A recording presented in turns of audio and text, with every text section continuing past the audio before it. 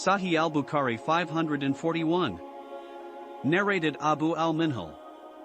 Abu Barza said, the Prophet used to offer the far prayer when one could recognize the person sitting by him after the prayer, and he used to recite between 60 to 100 ayat verses of the Quran. He used to offer the Zuhr prayer as soon as the sun declined, at noon, and the Asr at a time when a man might go and return from the farthest place in Medina and find the sun still hot. The sub-narrator forgot what was said about the Maghrib. He did not mind delaying the Isha prayer to 1/3 of the night or the middle of the night. Sahih al-Bukhari 542. Narrated Anas bin Malik. When we offered the Zuhr prayers behind Allah's Messenger, we used to prostrate on our clothes to protect ourselves from the heat. Sahih al-Bukhari 543. Narrated Ibn Abbas.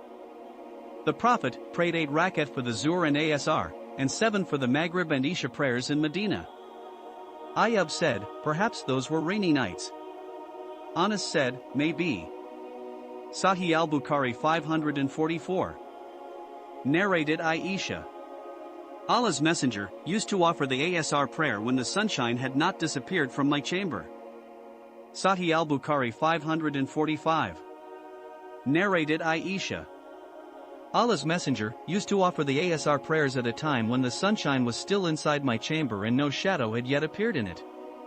Sahih al-Bukhari 546. Narrated Aisha. The Prophet used to pray the Asr prayers at a time when the sunshine was still inside my chamber and no shadow had yet appeared in it. Sahih al-Bukhari 547. Narrated Siyar bin Salama. I along with my father went to Abu Barza al-Aslami, and my father asked him how Allah's Messenger used to offer the 5 compulsory congregational prayers. Abu Barza said, the Prophet used to pray the Zuhr prayer, which you, people, call the first one at midday when the sun had just declined, the Asr prayer at a time when after the prayer, a man could go to the house at the farthest place in Medina and arrive while the sun was still hot. I forgot about the Maghrib prayer.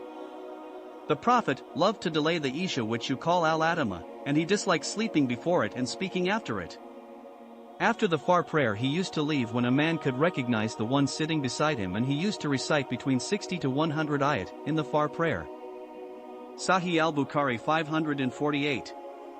Narrated Anas bin Malik.